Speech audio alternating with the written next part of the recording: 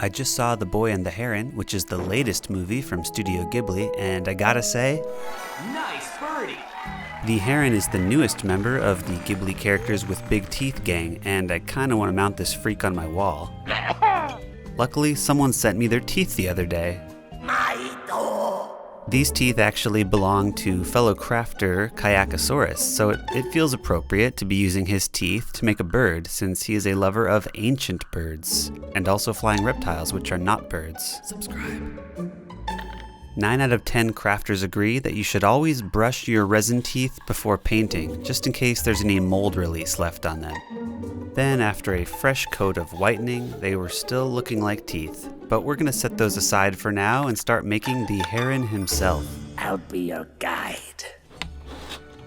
I scaled this movie screenshot down using the teeth as a guide. But here's a serendipitous and useless bird fact. The bird bust I'm building ended up having an 8.2-inch skull, which is the same size as a real-world gray heron with human teeth. I roughed out the size on 2 layers of XPS foam, then I used a hot wire foam cutter to remove material to liberate the bird neck from within. This tool melts the foam and it smells awful. If I had to describe it, it kinda smells like a migraine and the biological imperative to flee from danger.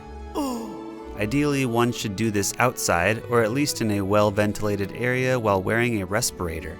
And definitely not in a shared living space where your partner comes home and asks why the house smells like burning rubber bands again, even though you said you would do this in the garage next time. But it's too late now because you're already done. But you can still do all the sanding in the garage, right? And if you're wondering why I made a snake head, it's because I'm carving the beak separately. And I know you said you were going to do the hot wire cutting in the garage, but then you have to move the camera and the lights, and it's a whole ordeal. And it's like, okay, what if you close the door and put a towel under the door? Maybe that will at least prevent the fumes from spreading down the hallway, but it doesn't really work. And now this says more about your respect for the health of others and your priorities when it comes to trying to get a good shot for your YouTube video. But hey, cool bird beak. We are now at the point where we can hot glue the dentures into this wide-mouthed heron.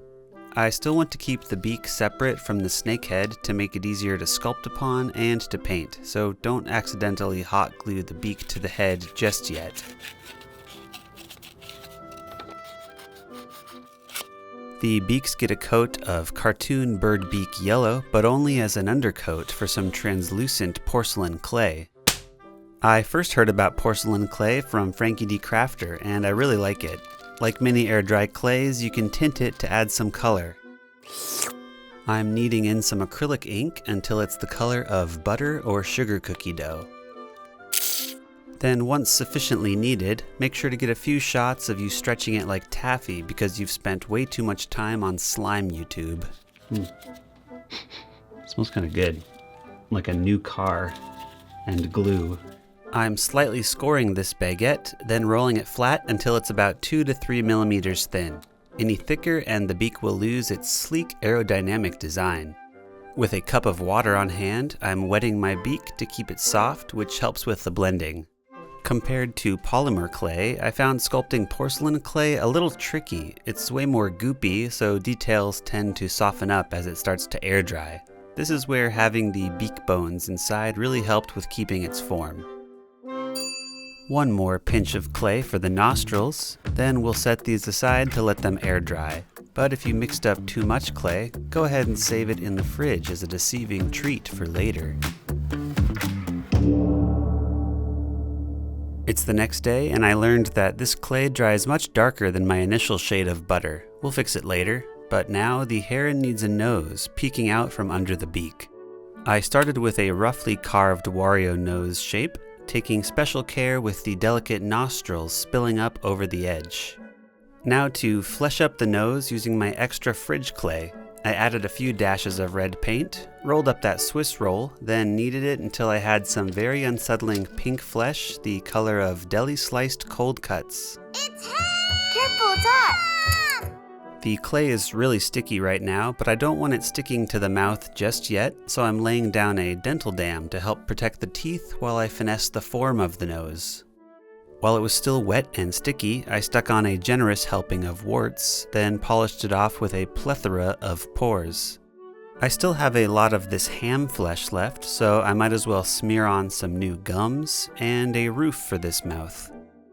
Oh, and there's also a tongue, which is just an extraneous piece of bologna wrapped around a wedge of vaguely tongue-shaped foam. That completes the beak and the fleshy bits. Now we're jumping back to the neck to add the feathers.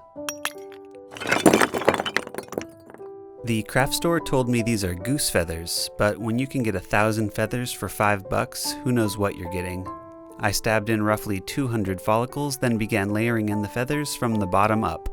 It may not be apparent in this video, but superglue and feathers are way better at sticking to your hands than they are to foam.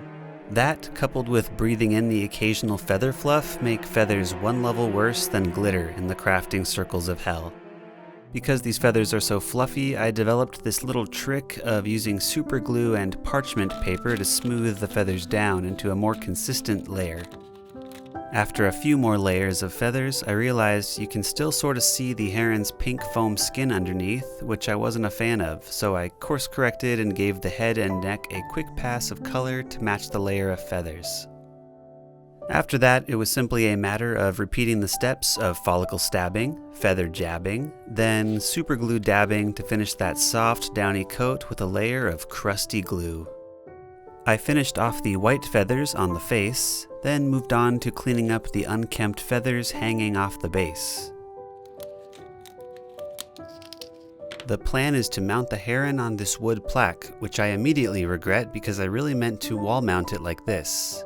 Oops. It's okay though, we can round out the body, but I don't think it can pull off the idle look. I covered up those bowl-cut bang lines with some strategic layering, then it was time to head up topside with some turquoise feathers.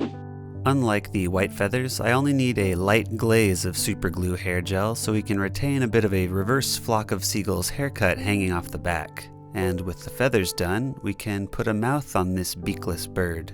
The beak looks like a slice of American cheese. Time to airbrush it with a little lightly toasted marshmallow to add some natural variation.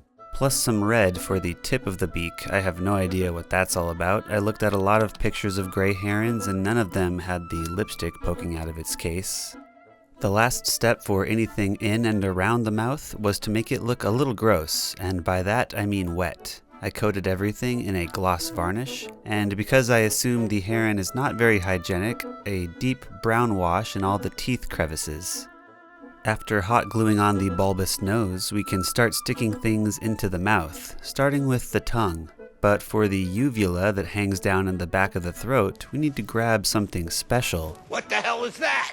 You know what it is, The beak was still a pretty good fit for a now slightly larger feathered head, but there were now a few gaps. Oh, lucky me, I still have some extra fridge flesh to blend in the corners. Fridge flesh.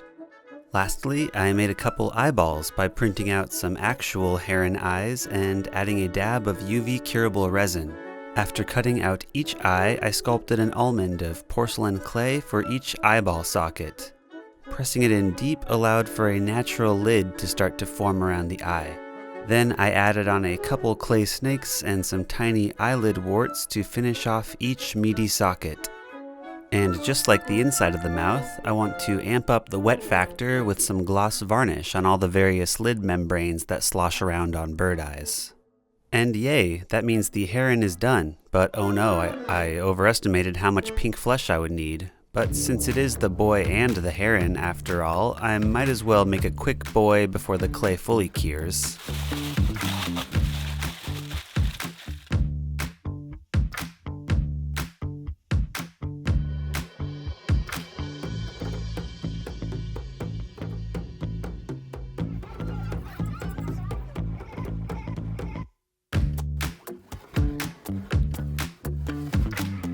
And here's my sweet little boy Mahito.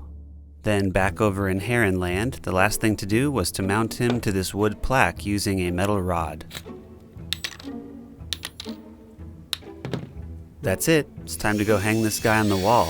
It's also time for about 100 Patreon shoutouts.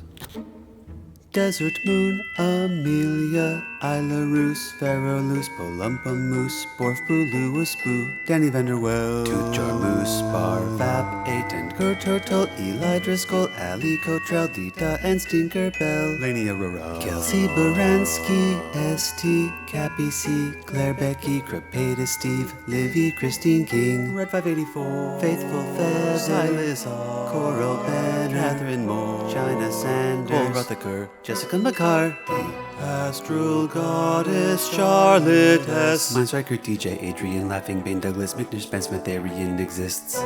Mark Sands, Dingus, 6000. Ellie McPherson, LVB 0909, Zaffa Cake, Sarah, M. Sal, Nathan Haynes. Dasher Dancer, Prince of Vixen, Comic Cupid, Donna Blitzen, Bernard Rudolph, The Ungrateful Bastard, Georgia Mason, Gibbon, Memo Doring, Joe Burrito, Annie Peters, David Favreau, Nathan, Throwen, Kristen Elson, Nathan, Devlin, Taylor, Dragon, Grant Wells, Delphron, Alex, N.M., Valentina, Venusaurus, David S. Pumpkins, Viola, Bridge, Boston, Nora Quinn, The Englishes, Restless Goose, Dees per Day Pieces, Asmodeus Knee, Mvixal, Morales, Corona, RG Rocks, Joe Lollipop, Tam Tam and Azura, GSO5, Zachary Granger, Stephanie HW, My Beetroot, Licky Heart, Biff Goot, Maria Clara, Sasha Ray, Maggie Maddie Hay, Fabian Yang, Daniel Ure, Snitsky, Juby Cat, Old Fashioned Thread Pirate, Magnuson Naya, Sierra Sunshine, Wife,